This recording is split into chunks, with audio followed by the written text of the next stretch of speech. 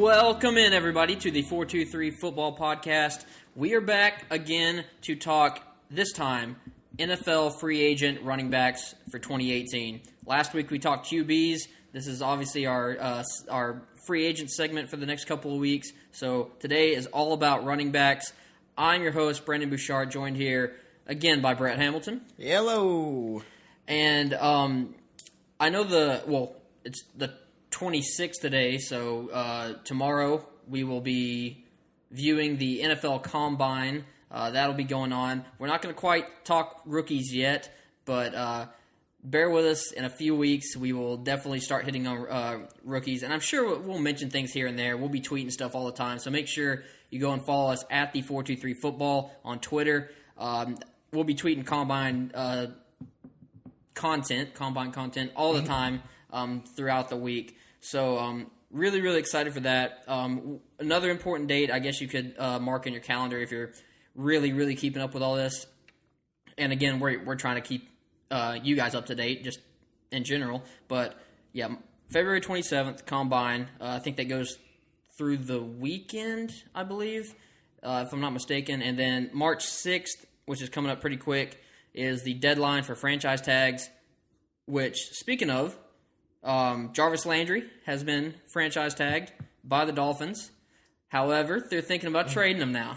So I guess that was the whole intent in the first place. Not many teams have done that in the past, franchise tag a guy just to trade him. But I mean, I guess that's an option. I don't really know how it works with like the whole, like if he does get traded, like say if he gets traded to the Bears, does Jarvis Landry then take up the Bears franchise tag? Or is it still technically on the Dolphins, I wouldn't say payroll, but you know what I'm talking about. Does it count towards them? No, I mean, I don't know. The franchise tag is something that's very elusive to me. So it's not used. It's really not used that often. Yeah. Even though we talk about it constantly, and we're gonna talk about it with a few of these running backs maybe. Yeah. But yeah, as far as I know, they're shopping Jarvis Landry left and right. I don't know what they're asking or what a team's willing to give up for him, but I don't believe Jarvis Landry is going to be a Dolphin next year. So we'll talk more about that next week when we're talking wide receivers. Again, he's not technically a free agent, so I don't know if he'll fit on our consensus rankings of our free agents. But I don't know. We'll cross that bridge when we get there. One more bit of news: Blake Bortles has signed a new 3-year, $54 million deal to stay in Jacksonville. Just props to Jacksonville for doing this, because there's been so much talk about Kirk Cousins or them going after and getting a free agent quarterback. I don't understand why. Blake Bortles had a fine year last year. He's doing everything the Jags need him to do. He wasn't really turning the ball over. That's not what they're not really a pass-heavy team anyway. Not to mention, Blake Bortles had a carousel of wide receivers last year. He didn't have Allen Robinson but for one drive on the year. D.D. Westbrook was hurt basically all year. Marquise Lee got hurt quite a bit. Allen Hurns got hurt. Everyone was just all over the place, and Bortles did fine. Yep. That's just they don't really need a high-flying guy like Kirk Cousins to go in and really just that. I feel like that would just shake up the offense too much, and it'd be kind of, I don't know, bizarre to see like a Kirk Cousins type of quarterback in that offense. But anyway, Blake Bortles is still the quarterback for the Jags, and I have no problem with that at all. So I guess we'll dive into the running backs segment of this episode, which is, the majority of this episode. So what are the teams with the biggest need at the running back position going into this year? Well, I would say I think the Lions are an interesting pick because they've had that tandem going for a while. That, if you can call it a tandem. Well, they have two running backs that they use, but neither one of them are getting it done in the way that they need to get it done. And I don't see that changing going forward because they've done this for a couple of years now. And I don't think that it's going to change. I just don't think that they're getting the production out of the backfield that they need to stay competitive in that division. And ultimately support Matt Stafford in the passing game that they have. Yeah, totally agree. Theo Riddick, I still think they should hold on to him and use him because he's a totally different type of running back. He's basically a slot receiver out of the backfield, and that's fine. But they need a solid number one running back to get the first and second down work because Theo Riddick's just third down basically. Yeah. I guess Giants you can look at needing a running back. Orleans Darkwa, who we'll talk about here in a little bit, he's a free agent. Shane Vereen's not going to be that number one back. I can't even remember. Paul Perkins, he clearly did not live up to expectations last year. He was a big draft commodity in fantasy leagues coming into the year, but definitely did not live up to that hype. But Giants they could be looking at a running back as well. Any other teams? The Buccaneers now. Released Doug Martin. I don't think Peyton Barber's going to be the guy. And Charles Sims is a free agent. Charles Sims is also a free agent. But they're going to have to do something different next year. Doug Martin just didn't produce like they wanted him to after coming back from his suspension, and so he's released. And so they're gonna have to get somebody, whether it's in the draft or signing a free agent. They're gonna have to get somebody. Yeah, I'll just go through a few more teams that could possibly need a running back. And I will say, we were talking about this a little bit before we started the show, but there really aren't. It seems like in today's NFL, teams don't need need to sign these big free agent running backs. Teams don't need to fork over a ton of money, and they're starting to be not willing to fork over money to get these number one running backs because they're so plentiful. You can get them in the draft, you can have them on the rookie contracts for however long, and you don't really need to pay that much to get these big guys who might not even last till they're 30 years old because running backs usually don't last that long. That's the problem, yeah. And then whenever, when you come out of your rookie contract, you're like middle-aged as a running back, and that's the issue because then if you get franchise tagged or if you sign another 1 or 2 year deal, if you get hurt or you have a down year, that really affects your options going forward. And by that time, you're thinking about, I've got to wind it down here soon because I've taken a beating for 6 or 7 years. And it just wears your body out. They just take a lot of hits, and it's tough. Yeah.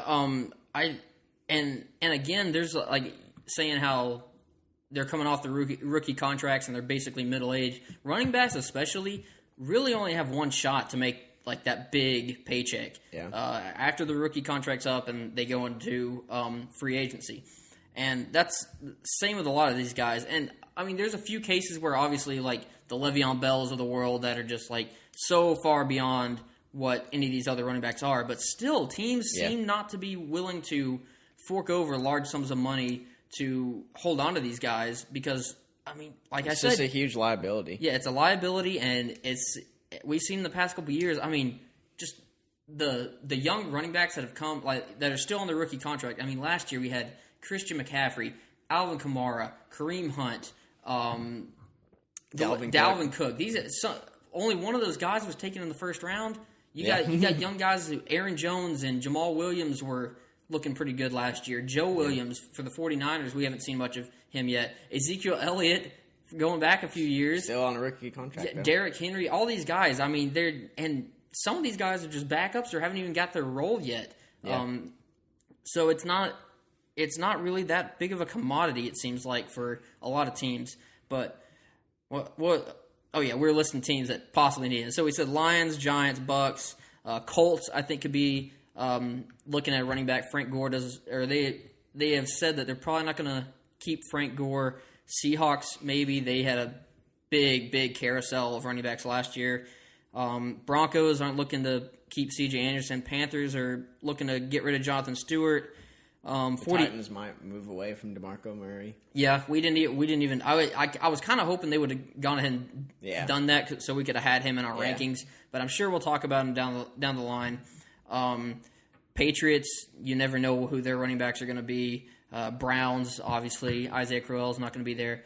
Dolphins, have been in talks to get running backs. I don't understand really why. I think they should re-sign Damian Williams, and I think they should just roll with Kenyon Drake and see what he can do, because he did fine last year when Jai was gone. I don't see any need for them to. I mean, they don't have a huge team that relies on the running game. They haven't been last year. After getting rid of Jay Ajayi, but I don't know why they would go through free agency. I don't know why we wouldn't just sign Damian Williams back, and I mean they did fine after that. Their running game. I shouldn't say they did fine. Not the whole team, but the running back. Like they held their own, and you can draft a late round running back rookie and be fine with that. Oh yeah. And again, talking about rookies, a lot of these teams, Giants, Colts, Browns, they have really, really high draft picks. So we obviously know we'll talk rookies later down the line, but again, like it's a decent class for running backs. Saquon Barkley is one of the highest commodities out there. So, I mean, I guarantee he goes to at least one of the Giants or the Colts or the Browns. One of those teams is going to get Saquon Barkley. Yeah. So, I mean, it's going to be. I know we're going to have all of our predictions once we get into our actual free agent running back rankings. We're going to have our predictions of where they're going to end up. But I feel like running backs are the hardest to predict because you never know what a team's thinking or how they're, especially for running backs. And that's the thing with there's so many running backs out there like coming into the NFL and floating around the NFL. But out of like all the positions other than like quarterback, you really only have like one guy carrying like the major load. And a lot of teams are shifting towards like these committee backfields. So it's not like wide receiver where there's like 8 guys and they're rotating in and out. It's usually maybe you're lucky and have that one guy who you can rely on, or you're leaning on a 4 running back committee. Yep. So I guess you want to start it off with number 1 on our rankings? Yep. I don't think that there's much we need to say about why this player is ranked number 1. I mean, he is arguably the best running back in the NFL. Leveon Bell. He's played at a high level consistently. He's done he's done more than what he's been asked to do. He hasn't been paid like what he asked for. He wanted to be paid like a number 1 running back and a number 2 wide receiver. Yeah. I don't think that panned out for him, but but he does deserve to be paid. I mean, he is that elite of a player that he's a game changer for any team that he's on. Yeah, definitely. And one of the younger running backs in this class, 26 years old. Again, it's middle-aged. Yeah, middle-aged. But you've got to look at durability. He has been hurt in the past. And then the thing I think the Steelers are kind of wavering on in terms of paying him, you tell me, but if he wouldn't have had I wouldn't say legal trouble, but trouble with, or the suspension with his, with the marijuana, I think the Steelers would have no problem giving him the money. I just think they look at that and they're like, oh, that's an X in the box where we can be like, okay, if you wouldn't have done this, maybe we would give it to you. Yeah, unfortunately, I think that is kind of the thing that looms over his head, and that's. I don't agree with it. Personally, I don't think that's that big of a deal. No. But from a business perspective, they can say that. They can be like, oh, you did this. I mean, maybe you shouldn't deserve this money. But in terms of production and what he's done on the field, I mean, as you said, consistent at a high level. 3 of the last 4 years. He was hurt in 2015, so you can't really count that against him. Right. Last year was a down year for Le'Veon, and he still finished close to 2,000 total yards from scrimmage, 11 touchdowns. Yards per carry has always been good. He has 4.0 yards per carry. Career high last year, 85 receptions. That's another thing people overlook. The ability for these running backs to catch balls out of the backfield. He's got the running ability of a guy like Ezekiel Elliott, and he's got the pass catching ability of a guy like Theo Riddick. I mean, you combine those two together, that's a superstar talent. Zeke can't catch the ball out of the backfield like that. The only guy comparable to Le'Veon, I think, would be David Johnson. But all you can say about Le'Veon, he's been incredible on the field. If he's on the field, he's absolutely incredible. It's just, will the Steelers be willing to pay him? Now, there has been rumors that he might get franchise tagged, and Leveon says he's not going to play under the franchise tag. He said he'll sit out a year if that's the case. Yeah. But going back to my point that teams haven't really been valuing running backs at that high of a level, and the franchise tag values just prove that. $12 million is the tendered amount for a running back franchise tag. That's lower than, obviously, quarterbacks, lower than receivers, lower than offensive line, lower than... Actually, it's lower than every single defensive player except for safety. So that shows you how little the running back value has... or how it's diminished over the past couple of years. Yeah.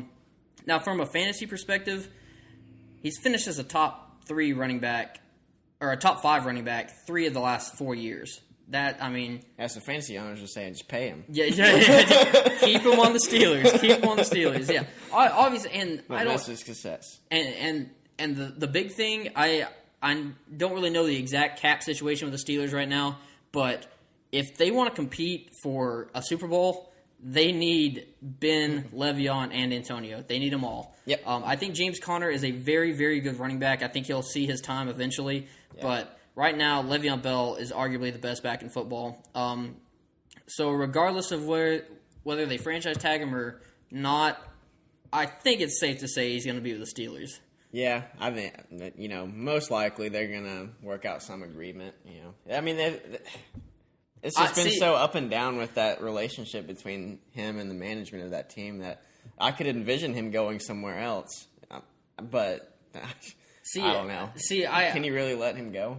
Well, they're not going to do that. They're going to, if all else fails, they will franchise tag him, and I guess it's up to Le'Veon whether he wants to play or not. Yeah. I think it's going to be one of those situations where he gets franchise tagged, he's going to hold out for however long, and then he'll show up at camp and play the full season. I don't see any problems there.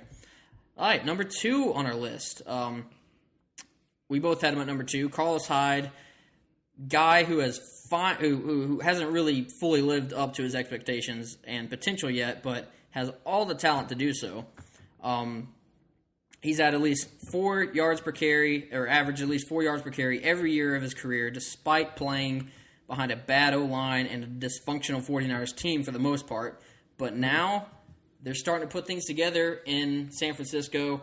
They got Jimmy Garoppolo as their quarterback of the future. Kyle Shanahan's the guy now, the offensive-minded coach that they need. They got a pretty decent defense. Yeah, I mean, it's a young team, so that's a good thing. And even with signing Jimmy Garoppolo, they still have $60 million in cap space, so they can easily go out and get and re-sign Carlos Hyde. I know the knock on Carlos Hyde has been his health the past couple years. But 2017, last year, was the first year he's played all 16 games. Hopefully that's a sign of things to come, that he's going to stay healthy. But in 2016, he only missed 3 games. So, I mean, it wasn't. Yeah, but I mean, again, with these running backs, he just every little bit. This is 2015. He only played 7 games. But yeah, I mean, that's something that teams hold over running backs is, can you actually stay healthy and play 16 games? Yeah, especially if they're going to pay him this kind of money. And I think Hyde's well deserving of the money. I think he's one of the most talented backs in football if he can, when he's on the field. And we haven't really seen that much of him with this new offense, everything clicking. I think 16 games with Jimmy Garoppolo and the right pieces. Maybe they go out and get a wide receiver. Maybe they beef that offensive line. You know how I love beefing the offensive line.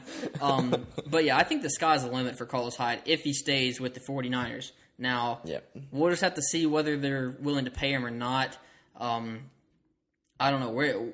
What do you think will happen with Carlos Hyde this offseason? I personally think that he will stay there. He'll stay put. You talked about they do have a lot of cap space, $60 million.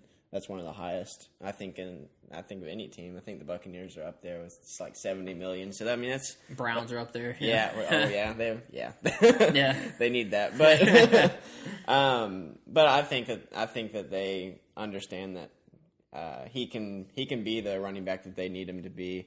and I don't see any reason for them to go look outside when they have a guy like Carlos Hyde who knows the system and has played well. It's just, it just depends on how they feel about his injury history. Yeah, now I did mention Joe Williams earlier, their rookie running back from last year. He was hurt most of the year, but again, he's a rookie running back. They're not going to have to pay him anything. He's still in his rookie contract. They have Matt Breida, who was promising last year, spelling Carlos Hyde here and there. So they might just let Hyde walk and test out these two young running backs that they have, and save even more money and spend it elsewhere. But yeah, ultimately, I think the best situation would be for Hyde, at least, would be for him to stay with the 49ers. Yeah. If you were to look outside, I think the Giants or the Colts would be a good fit. They really haven't had that that solid number one running back the past couple of years. I know Frank Gore with the Colts has been. I mean, he's been solid, but he's not Carlos Hyde, especially in terms of age. No. Yeah, and hey, another 49er running back going to the Colts. Why not? Keep the trend trend alive. Yeah.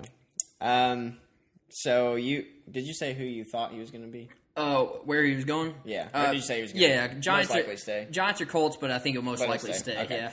I got you. So coming in at number 3, we had another consensus. We both ranked him at number 3. The guy that we don't really know what he would be like as a starter, as the lead guy. I don't know that he's able to do that, honestly. But Jerick McKinnon. Well, we have him ranked at number 3, so he better be able to do that. Yeah, but it's unknown. I mean, we think he can, but it's and I think that he showed a lot of potential this year. He got the opportunity after Dalvin Cook got hurt in, I think, game 4, I believe, was it? Yeah. It was early because my fantasy team struggled after that, but boo-hoo. Yeah. I mean, just lost on a lot of other players too, but that's all right. So he got an opportunity, but he was still splitting time with Latavius Murray. They were still committed with, even in the early games where Jerick McKinnon was just seemingly just go off and off and off. They were still giving the ball to Latavius Murray, and eventually it kind of switched a little. It was kind of back and forth between games. You couldn't really predict it. Who was going to have the better game, Jerick McKinnon or Latavius Murray? But he filled the spot well. I mean, they did well. They got far in the playoffs, almost made it to the Super Bowl, one game out. So he's more versatile than Latavius Murray, I think. Oh yeah, definitely, and a lot of these guys. Yeah, and he's better than Latavius Murray in my opinion. But yeah, and career yards per carry is 4 yards, which is pretty strong. But again, we just haven't seen him take over that one lead back role. Which my question is he going to go someplace where he's expected to go into that role, or is he going to go into the place knowing that he's going to be a part of a tandem? See, that's my question with almost all of these guys. Like, almost all of these guys after this. I think Leveon, obviously, he's going to be the guy. And Carlos Hyde, I think wherever he goes, I think he'll be pretty much the guy. But, well, I mean, it's a fair question because it is. That's the state of the NFL, is that they're not – I mean, unless you're a Le'Veon Bell, a Todd Gurley, a David Johnson, you're going to have someone else there, and you're going to split carries, and that's just how teams are playing the game now. Yeah. That's 100% correct. So McKinnon, and honestly, from here on out, I think we can pretty much assume that for all these guys, they're probably going to be going to a place where they're going to split time with somebody out there. But yeah, McKinnon being a little bit more versatile, I think he's a lot stronger than a guy like Dion Lewis, so he can actually be a little more of a power back. He's got obviously better hands and in the passing game than even, well, I shouldn't say Carlos Hyde, which I forgot to mention when we were talking about Carlos Hyde. I think he had a career high in receptions on the year as well, which, I mean, that if he starts doing that, that's incredible. Yeah. But again, McKinnon, he can catch the ball in the backfield. He can be the power guy in some instances, but can he handle a full starter's workload? That's the thing. And everything's just been holding him back. Like, he was obviously the backup for Adrian Peterson there for a couple of years.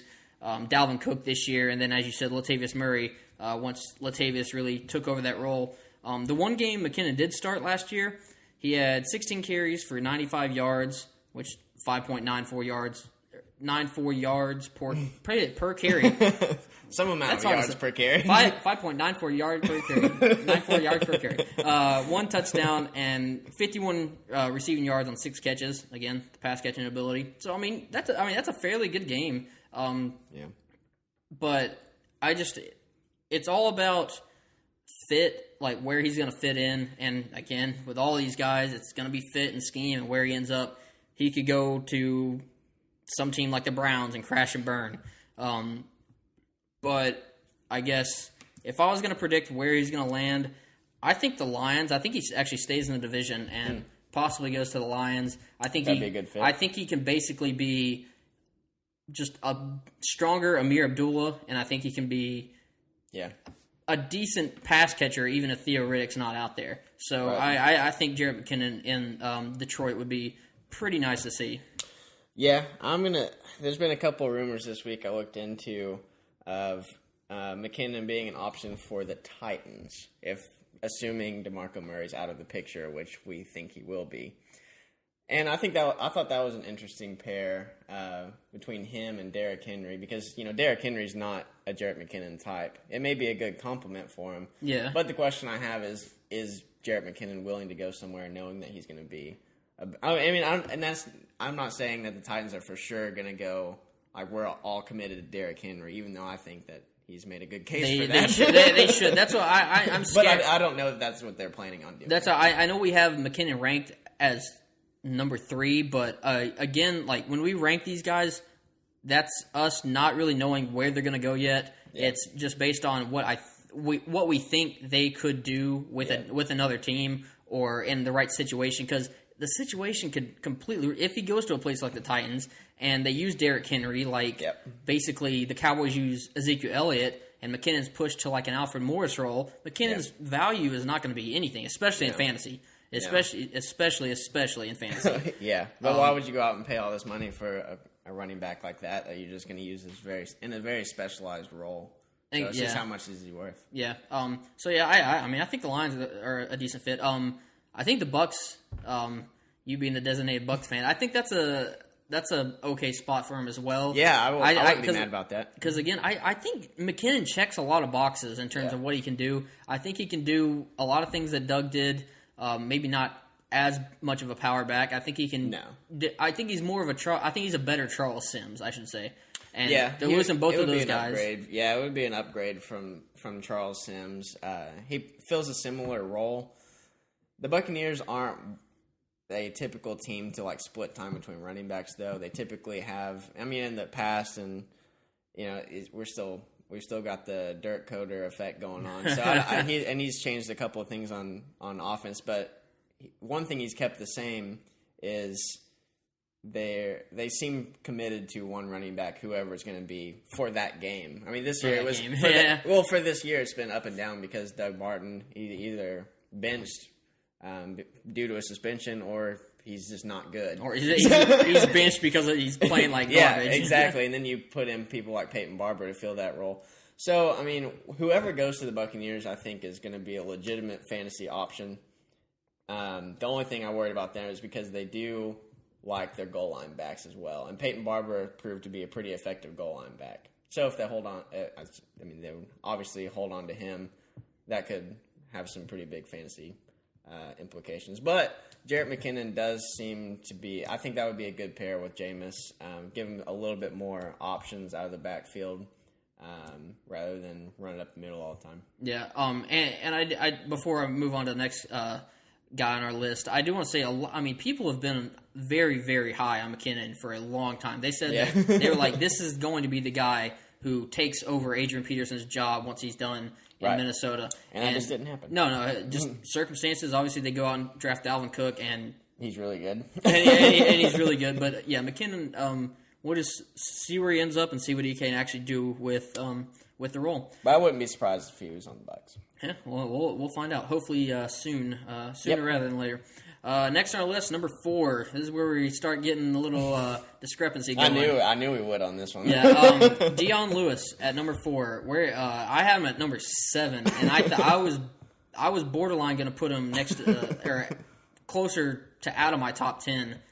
But where did you have him ranked? I have him ranked at number 4. Okay, so you had him at 4. Yeah, so right now, underneath Jarrett McKinnon. Yeah, he's similar to Jarrett McKinnon in that Lewis has never really had that full number 1 running back workload. Last year was the closest thing to that, but still, Patriots just, and especially for fantasy owners, we saw that last year, just a carousel. You never really knew who to start when it came to Patriots running backs. He did play all 16 games last year and started half of them in 2017. Had 180 attempts last year, 896 yards, 6 touchdowns, added 32 catches, 214 yards through the air, and 3 touchdowns. So an okay showing. They seem to like him a lot in New England. But injury history, and this is why I guess we'll start getting into the reason why I have him so low, and you can talk me out of it if you want. But injury history is a major concern for me. Placed on the IR in 3 of his 5 seasons that he's played in the NFL. He had a fractured fibula 1 year, a torn ACL another year, and the thing that gets me the most, especially with Patriots running backs, is the transferring from the Patriots offense. The Patriots have been known to take these guys that maybe don't fit in with other teams and put them in a role that really the guys aren't that talented. And you can't tell me that, like, I hear all the time, especially from like the Tom Brady argument, saying, oh, Tom Brady has absolutely no talent around him. He has nothing to work with. And then these guys start leaving New England, and they're like, oh, Dion Lewis, he did all this stuff with the Patriots. He must be a really good running back. We need to boost him up. He's going to get paid this offseason. He's going to be one of the hot commodities. And again, Rex Burkhead, we'll talk about him a little bit later. But these guys, I just don't see them fitting in a different style of offense. Like, the Patriots is a whole different monster. And the track record hasn't been good either. You look back at Stephen Ridley. He had, I believe, multiple 1,000-yard seasons with the Patriots, and then disappeared, just completely disappeared once he left. Jonas Gray, we saw him for 1 year. I remember that hype. He had a 300-yard game, I believe, and then just fell off. No one's heard of him since. I mean, you could name countless others, but I just don't see. It's not a good history of players that have been on the Patriots moving to another team and being that successful. LeGarrette Blount's a different situation, and running backs like him are. You can throw those power running backs into any situation, and they'll be good. But Dion Lewis, I don't see him being any better than Theo Riddick. I don't see him being any better than Chris Thompson. He's just another one of those guys. He just happens to be on a much better offense. Like you think, yeah, that's not arguable. Yeah, I mean, you compare the Patriots offense and what Dion Lewis did there with Theo Riddick on the Lions or Chris Thompson on the Redskins. It's not even comparable. Yeah. So I don't see the hype with Dion Lewis whatsoever. I definitely wouldn't say I'm super hyped about him. I mean, I don't think he's. I don't think he's the greatest thing since sliced bread. I was going to say Cadillac Williams. Same thing. Yeah. Cadillac Williams, the inventor of sliced bread. Yeah. I would say, I mean, just from the eye test this year, I think he showed a lot of things on field that makes me think that he could actually be a good running back elsewhere. He's not really that elusive. He's not a super power back, but he's just kind of in the middle. He can do a lot of things decently well. He is coming off, his best year. You talked about he had, he had 180 carries for 896 yards, which is a 5-yard per carry average.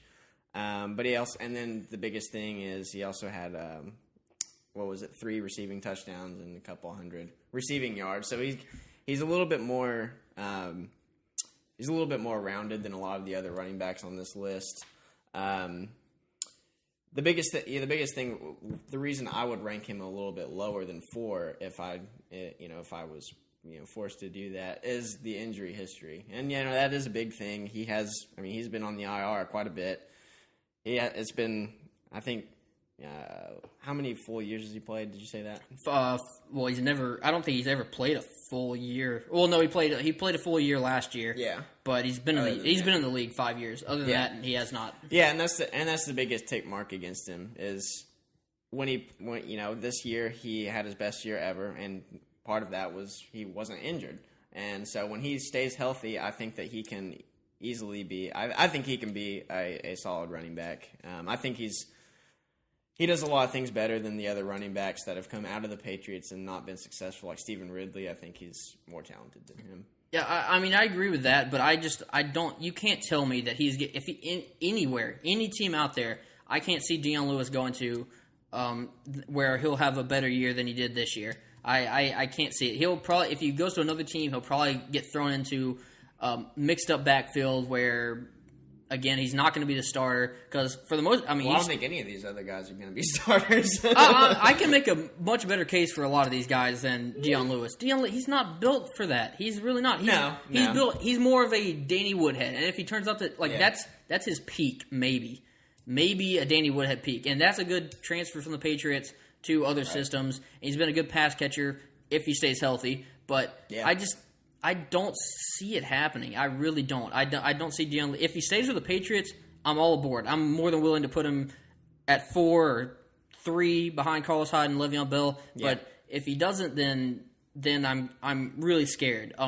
And again, the Patriots seem willing to dump players left and right. If they're not committed to any running. They're back not. Ever. They're not committed to paying people really. Unless, it doesn't happen that much. No. Because they can do it with any player. Yeah, and they already re-signed Brandon Bolden. Yeah. I know that's not a big hit to cap. That's like maybe $1 million deal, just for 1 year. And Rex Burkhead, we don't know if they'll hang on to him or Dion Lewis, but right. I don't know. Well, I don't know if we have We'll talk Burkhead here in a little bit, but out of Burkhead and Dion Lewis, who do you think the Patriots are more likely to keep? Rex Burkhead. Burkhead? Yeah. You think just because it'll be cheaper, or what? I guess that. I mean, that makes sense. Just for the Patriots' MO, and I think Dion Lewis served them well this year. I mean, it's not a knock to him or anything like that. I just feel like how the Patriots normally handle contracts and money and all of that. I think that they're going to stick with Burkhead. And Burkhead's, there's nothing wrong with him. I mean, he is worse than Dion Lewis, but he can still get stuff done. Yeah. Now, you mentioned the Titans earlier. I think Dion Lewis behind Derrick Henry would be a nice comp. No, I'd have no problem with that. I think that'd be a lot better than McKinnon behind him, because McKinnon, I think, can actually possibly be a number 1 guy. Dion Lewis behind Derrick Henry, the big hard-nosed running back, and then you get Dion Lewis, the shifty guy. I think that'd be a really, really nice duo to have behind that stout Titans offensive line. So I could see the Lions being a potential fit for him. I feel like we're going to repeat teams over and over because teams aren't really looking. There's not many looking. We're just looking for holes in running back. Depth charts. And we could talk about the Browns, but I'm almost positive that I'll just go ahead and spoil it. I think that the Browns are going to draft Saquon Barkley. I mean, that's just what I think. They should, but will they? That is the biggest question. Another team that I wanted to mention for Dion Lewis. What do you think about? Well, I don't know what you'll think about it, but the Colts. What do you think about the Colts? I thought about that, but then I remembered Marlon Mack, and I think I think they're similar players, play style. Yeah, I think Marlon Mack's a little bit stronger Dion Lewis, honestly, and I think they get a good chance this year. Yeah, they're too similar to each other. Again, I think the Colts are going to be in the running to get somebody. That's where I think Barkley's going to go. I think the Colts are going to get Barkley. I think if Andrew Luck's back, I think that the sky's the limit for that offense. Yeah, golly, if that Andrew Luck and Saquon Barkley. I mean, they're gonna have to beef that. They're gonna have to beef that line too. But they've got to actually protect them. Keep Andrew Luck and Saquon Barkley both healthy. So I guess I'll say Dion Lewis goes to the Titans. Where do you think? I'll say the Colts. Colts. Yep. All right.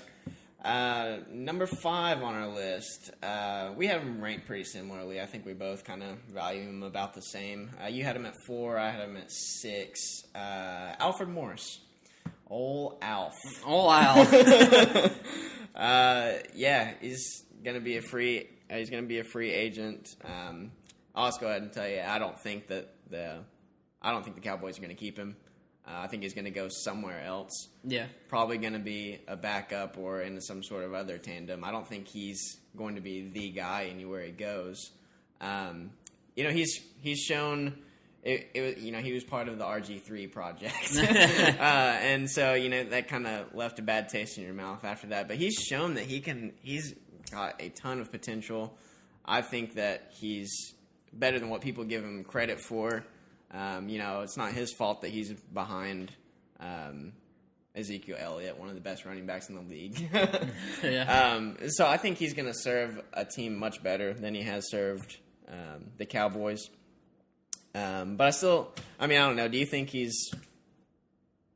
he could be like the number 1 running back on a team where he doesn't really split carries or anything like that? Oh, yeah, definitely. He's done it in the past. Yeah, he does have a track record. First 3 years of Washington, 1,000 yards in each of those 3 seasons. Averaged 4.7 yards per carry in the 5 games he started last year. So he proved that he can still do it. Again, that's behind a ridiculously good offensive line. Yeah. I think he can. Again, it's going to be wherever he lands in the situation. But I think he's got a lot left in the tank, and I still love. I think he's got He's got arguably the best vision in the NFL for a running back besides Leveon Bell. I think he's incredibly talented when it comes to that. So depending on where he goes, I think it's going to be. It could be sky's the limit for Alfred Morris too if he gets that starting role. That's where I'm gonna. I got 2 teams in mind. I'll say the Colts. That's if they don't get Saquon, which I still think they do. But I think he'd fit well with the Colts and the Broncos because apparently the Broncos aren't looking to keep C.J. Anderson. Yeah. And Devontae Booker I don't see being a starter at all. So I think it depends on how much the Broncos are willing to spend. But if they could possibly get Kirk Cousins and Alfred Morris, get the band back together. Then I think the Broncos would be a nice landing spot for him. How old is Alfred Morris? Do you know off the top of your head? 27, maybe? Yeah, I think he's a little bit older than Le'Veon, I know. So 27, 28. So they came in the league at the same time, but I think Alfred's a year older. I'm going to say the Buccaneers. Buccaneers? I think that is a solid option for them. It's not going to cost them arm and a leg. They have $70 million in cap space, so they're going to use it somewhere. Spend that money. Yeah, they're gonna spend the money, but I think it's a nice bridge to where they're not going to overly commit to this is our guy 100% all the time. Can't sub anyone else in no matter what. Yeah, it's going to be a nice kind of. It would be a nice addition to the backfield, and you still have Peyton Barber. You're not going to have Charles Sims. I wouldn't be surprised if they draft another rookie at some point in the draft. He's on the younger side. Well, for running backs, not really. He's a middle-aged old man. He's younger. He's younger than Doug Martin. So I think that'd be a nice. Now that I think about it, that'd be a nice fit. Because I think he's kind of similar to Doug in what his running style is.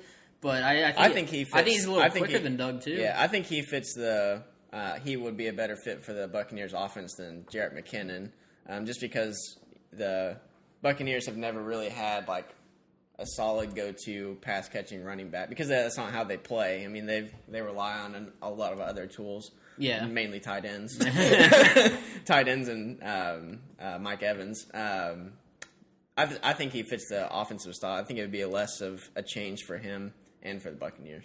All right. Okay. Moving on. Number 6 in our rankings. So we'll start speeding this up. I know we're already running out of time. I have no idea what the time is. Yeah, we're almost at 45 minutes already. So oh wow, okay. we are running through these.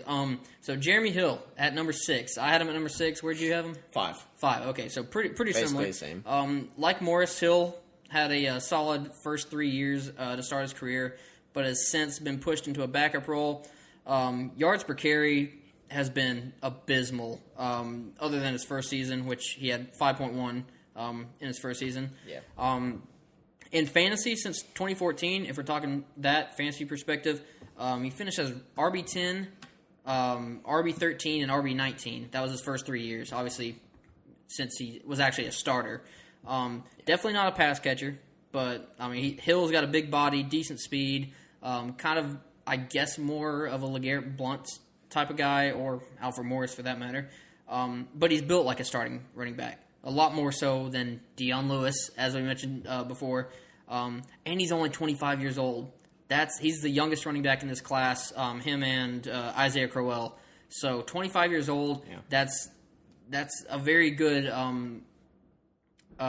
tag for teams looking to sign young running backs and maybe not pay him that much because he's been pushed to the backup role and people haven't seen it. Now, Hill's going to argue that, hey, I'm still that guy, and that's why people need to sign me. But I don't know. I still think Hill's got some in the tank, and we saw what he could do. It's just, where is he going to end up, and like Alfred Morris, will he be a starter? Yeah. I don't know. I think he really does have the talent. Like, I believe in him. But I don't know that any team is going to believe him enough to put all their chips in that basket. And that's what it's going to come down to me. Is just, our team's going to trust him enough to pay him the salary for a starting number 1 guy running back, and I just don't think it's going to happen. I think, yeah, I don't know. There's not many places I can just see him going and being that number 1 guy. I think he's a guy that, because he's, again, lower on our list, and maybe a team that maybe really doesn't need a running back, but could use a nice comp to their already talented running back. I think the Bills might be okay for him behind LaShawn McCoy. They really didn't have a backup running back last year other than Mike Tolbert, and Tolbert's going to be a free agent. So yeah, no, if he's going to be a backup anywhere, that would be a good fit. Yeah, if he was going to be a starter, I guess maybe the Colts, maybe Browns, or not Browns. Well, maybe the Browns. I don't know. Broncos possibly. If he was going to be a starter, I think he would go to the Broncos. Broncos. Yeah. Yeah, I think him and Alfred Morris are basically in the same boat of where they could fit in. Yeah.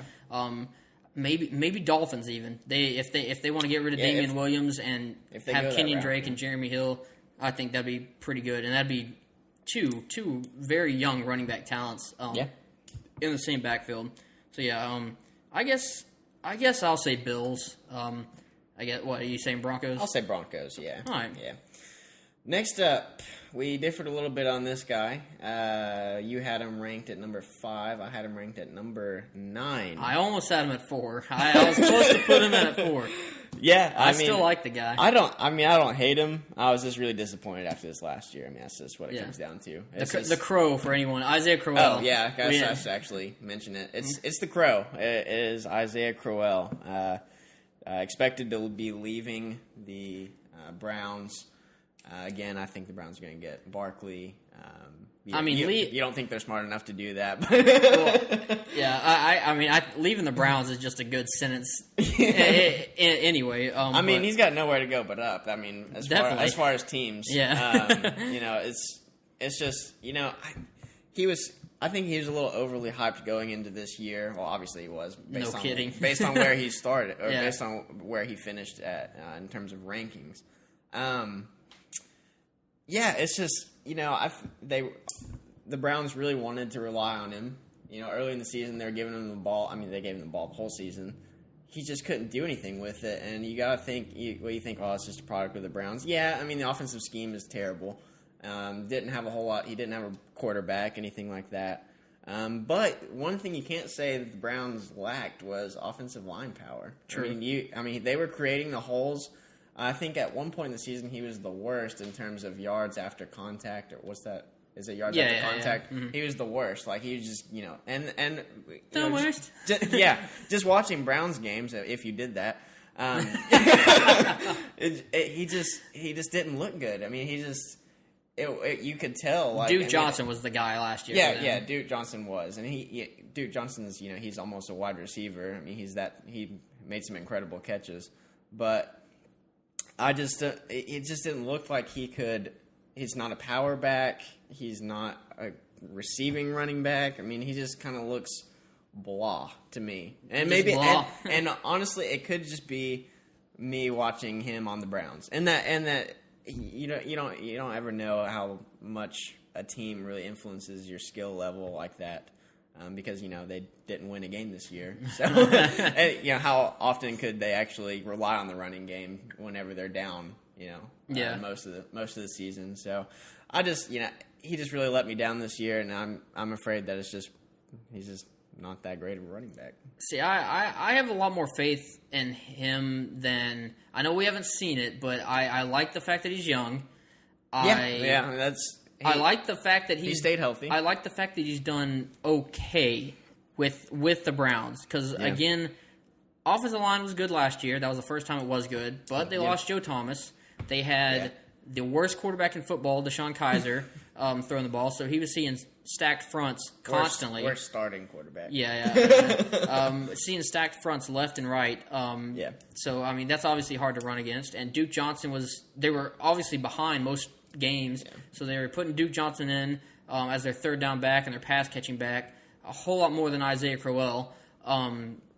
So I think Crowell, especially out of all these guys, or most of these guys, I think he can actually still be a number one back somewhere, which I think the Seahawks are going to take a chance on him. I think they're going to let pretty much most of their running backs that they had last year on like 1-year deals. I think they're going to let them go. And I think Isaiah Crowell would be a nice fit for the Seattle Seahawks.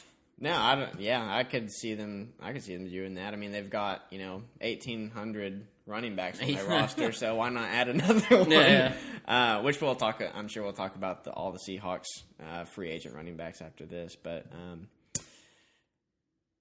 I'm trying to think of the team. If I had to, the Seahawks, that's a good one. I took it. You can't say it. I'm gonna say the Jets. Jets? I'll say the Jets. That's not bad. I had either Seahawks or Giants, but yeah, Jets are. Well, heck, they seem to hate Bilal Powell for some reason. Yeah, and Matt Forte obviously isn't getting any younger. So yeah, or any less injured, or any less injured. And with Bilal Powell there. If he doesn't work out, meaning the Crow, if he doesn't work out and he can't sustain that number one role, I think that you're going to see a little bit more of Bilal Powell come in, and it's not putting all of their chips in the basket of the Crow. In the basket of the Crow. In the basket of the Crow. I think that's a nest, instead of a basket. They're not going to put it in the nest. In the nest of the Crow. All right, we got 3 more names. We'll go through these a little quicker because we are running out of time. But number 8 on our list, a little less exciting. Anyway. Yeah. Hey, except for this name right here. Old man Frank Gore, he stays exciting. The man stays exciting. 34 years old. Yeah. Colts not expected to re-sign him. I think he's the most underappreciated running back in the NFL. I think he's the most underappreciated running back ever. People don't realize what he's done. Top 5 in rushing attempts and rushing yards all time. Needs a little more, or I think a little less actually, than 100 yards to pass Curtis Martin for 4th all time in rushing yards. 12 straight seasons of 100 yards or 1,000 yards from scrimmage. Has only missed 10 games in 13 years. That's very impressive. Incredibly durable. Yards per carry has dipped since being with the Colts, but, I mean, that's sure to come with age and being on the Colts. Yeah. But, I mean, Gore is still been effective. I think he still will be effective in the right situation. I think any team would be, honestly, lucky to have Frank Gore as the running back. And this is where I think the Buccaneers come into play, and they take Frank Gore. That's interesting. Yeah, I mean they could definitely use some old man wisdom on that team.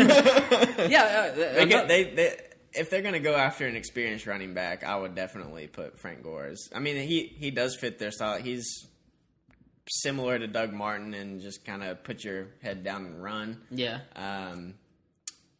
And, like we said, he's even in his old age, he is durable. He is. And that's something you can't find very often in running backs. Yeah. I did have another team written down. Ultimately, I think I'm a stick with the Bucks, but yeah. I think the Patriots might be interesting. Gore obviously hasn't won a ring. He's one of the best running backs of all time. Hasn't won a ring. Patriots would be a good slot for them or for him because they didn't. I mean, he's more of a number one running back than Dion Lewis is, in my opinion. So I think Frank Gore on the Patriots might be a viable option.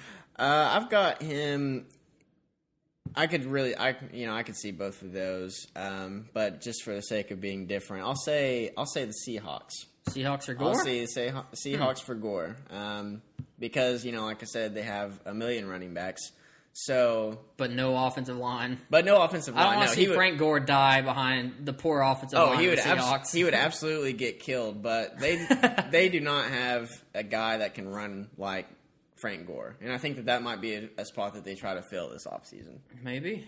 And of course, they still need They would still need like a more elusive running back like a Thomas Rawls type. Yeah, I mean they still have CJ Prosise. They still have him. Who we got ninth? Number 9, we got the Doug or Not. Dougatron. The muscle hamster. Yeah, the dearly departed from the Buccaneers. Dearly departed. Yeah, he's 29, which is older than you might think, just because. I don't know why I always think he's younger than that. Yeah, I think most people do, honestly. Cause, it doesn't seem like he's been in the league that long. But he is on the older side for a running back, 29. He was suspended 6 games this year, and then when he came back, he just wasn't the same. Never got it going. No, he couldn't get anything going. It really drug down the offensive productivity for the Buccaneers. But when he's good, he's good. When he's good, you can say that again. Yeah, he's a strong runner. It's just, can he get going or can he? Yeah, I mean, you can argue two of his past 6 seasons, or his only 6 seasons, I should say. Yeah. I mean, you could put those up with some of the best of all time in terms of running backs. I mean, over 1,400 yards. Rushing in both of those seasons, 12 touchdowns in one of those seasons, 7 in the other. But I mean, that's only 2 out of the 6. The other 4 seasons had less than 500 yards rushing in each of those. That's not going to get done. That inconsistency is probably going to scare a lot of teams off. Oh yeah. I don't see Doug Martin being a starter ever again. No, unfortunately. The one positive thing that could come from the situation, I do think that getting a fresh start on a new team is going to be beneficial to him, and it may help him to not be that number one starting running back type. It may take some of the pressure off of him, and where a team might deploy him a little bit more tactically rather than trying to run the same plays over and over again. And that goes back to the Buccaneers' offense this year just was kind of not great. They couldn't get anything going most games, and most of that. I would say that was a product of a very limited playbook, and the play calling really hindered both the passing and the rushing game. So, but I don't think that Doug Martin's going to be sought after as a starter. Yeah, at any team he goes to. And he's definitely not going to have a 1,400-yard rushing year again. Accurate. He might get 7 touchdowns in a year, but I don't know. I can see that. We'll see where it goes. I think he's going to either... I don't know. See, it's getting really hard to predict now. Because now you're just picking backups. Yeah. Like who's gonna sign a backup? I'll say if he has a chance of being a starter, I think the Broncos or Browns would be an okay slot for him. As a backup, maybe the Bengals, maybe the Bills. I don't know. It's hard to choose.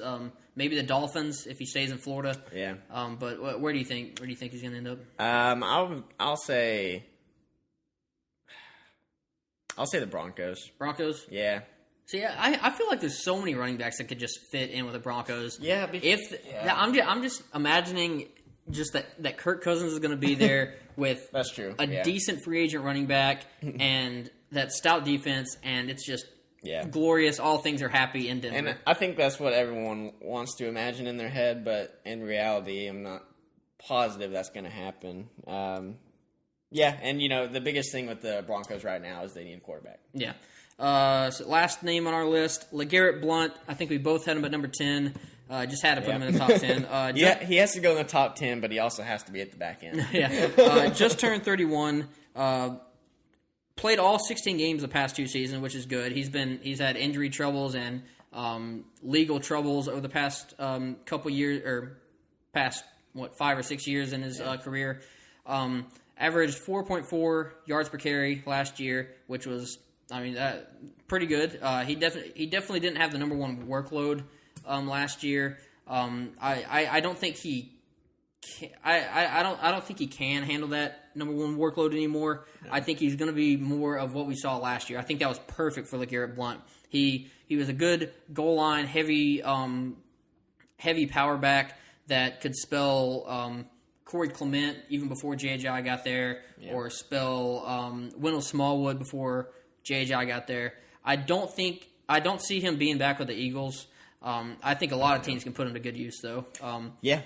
I mean, he's one of those guys that you can put him in any sort of running back rotation, and he can probably be pretty effective. Yeah. Where do you think he's going to end up? That is tough. I'm going to say Bengals. Bengals? Yeah. I'm going to go with the Panthers. I think they're probably going to get rid of Jonathan Stewart. Yeah. They'll get a little bit younger of a power back in LeGarrette Blount, and Christian McCaffrey is probably going to get the majority of the work. Yeah. So I think that'd be a good 1-2 punch there.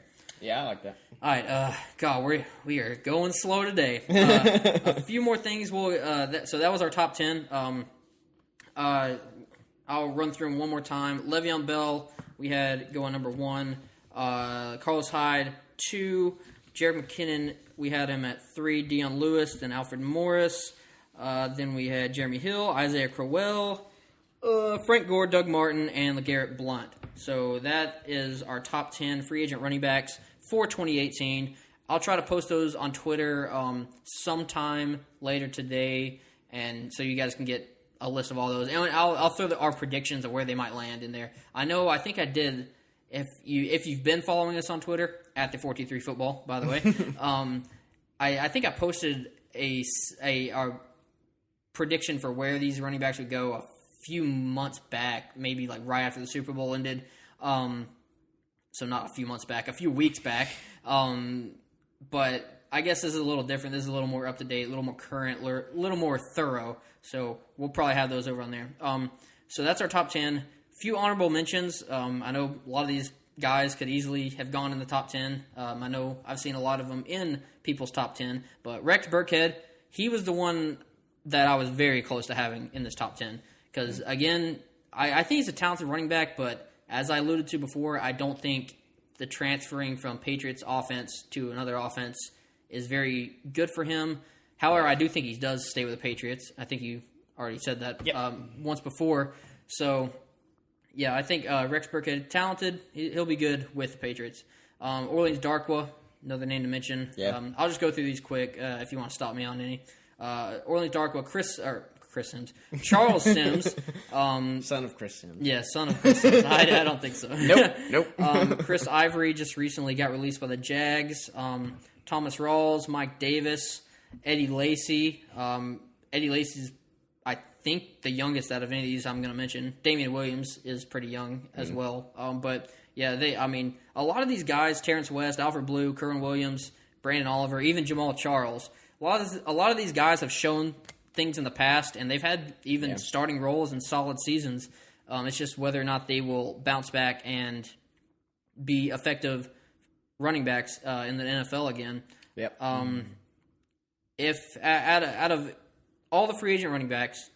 It doesn't have to be anyone we mentioned, but who's your favorite, like, cheaper running back option? Because obviously Leveon Bell, Carlos Hyde, those are like the pinnacle of what we want. But if you were a GM looking for a cheaper running back option, you're not going to have to pay that much. Maybe you give them a 1-year deal, see how things go. What's your favorite guy in terms of that?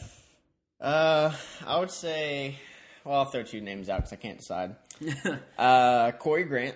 Corey Grant, I like Yes. that. I like that name. I think he is going to be acquired on the cheap, rather if he stays with the Jaguars or goes someplace else. He's only 26. Yeah. So that's definitely on the younger side out of all of these other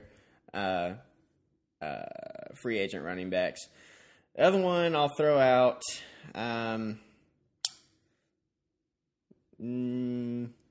No, I'm just gonna stick with that. Just Corey Grant. No, I was gonna. I was tossing around a couple of other names, but no, just Corey Grant. Just Corey Grant. Where do you think Corey Grant would possibly end up, or what team would be beneficial for him?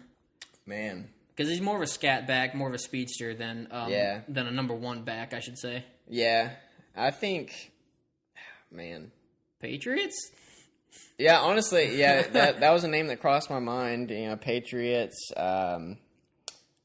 Possibly the Seahawks if they get rid of a lot of their players. If they get rid of like Thomas Rawls, I think that would be good for depth for the Seahawks. Yeah. If they can beef that line, I think he could have some success right there. The Patriots, it's not a bad option. Yeah, my favorite cheaper option, Eddie Lacy. He's not going to get near what he got, or he was asking for the past couple of years. So Eddie Lacy, you can probably get him on the cheap. I think he's still got a lot left. Yeah. He's only 27 years old. Weight might be an issue. We'll have to see what he looks like. I feel like that's a question every training camp with him. Right. And his durability, he's had ankle issues the past couple of years. But I think a team could be very, very or have a nice upgrade with Eddie Lacy as the running back. And maybe not as a starter, but maybe, again, like a LeGarrette Blount who can be a power back, but maybe not carry the entire 100% of the workload. So Eddie Lacy, I think, is a nice, cheap option out there for people. Got to throw out Bishop Sankey, too. Bishop Sankey, oh my gosh. Where is he even at? I don't even... Was he... Vikings. He's about to go to Canada and play or arena football. Hey, he's only 25. Oh God, got a lot of years left. Yeah. I wish the Titans. I bet the Titans wish they had those years back. Okay. One more question. Which running back with which team? So which combo would you think be best for fantasy purposes, excluding Le'Veon Bell and Le'Veon Bell staying at staying Steelers. Anywhere really, but anyone other than Le'Veon Bell, what do you think's the best best pairing? It's so hard for me to get past that bias of me thinking that the Broncos are going to be really good next year. Yeah, because honestly, I'm thinking of all these running backs that we mentioned that could go to the Broncos. I'm thinking, wow, that could be a really solid fit. Golly. Honestly, I'm going to say, for fantasy purposes, I want to say, I don't want to say Carlos Hyde staying on the 49ers because that's boring. But I do think that would be I would be fine drafting him for fantasy. I think Hyde on the Colts would be pretty good though. If Andrew Luck's healthy and everything, I think Carlos Hyde can do what Frank Gore did last year and much, much more. Yeah, I would think so. I would say Jerick McKinnon on the Lions. On the Lions? Yep. Yeah, I hope. It sounds nice, but it's just up to whether the Lions are actually going to use their running backs properly because they just haven't been able to in the past. Yeah. I'll say either that or Alfred Morris to the Buccaneers. Okay, yeah, I was going to say Alfred Morris to the Giants. I think that would. I think anyone who gets Alfred Morris is going to be in pretty good shape. Yeah, especially for fantasy. But again, I really don't think there's that many guys on this list that are just going to be fantasy superstars. Because obviously Le'Veon, I think, could be. Will be. I should say could be. Carlos Hyde might be. Yeah, Le'Veon. He might surprise a few people. No, yeah. Le'Veon, Carlos Hyde, Alfred Morris could be a good fantasy starter. Jeremy Hill, I think, could be good. But guys, Jerick McKinnon could be up there. But I really, really don't see. I know I've been beating a dead horse with this, but I don't see Dion Lewis, if he's not on the Patriots, I don't see him being a fantasy option whatsoever on any other team. I don't see. Maybe Doug Martin might be able to revitalize his fantasy value somewhere. Yeah. LeGarrette Blount maybe.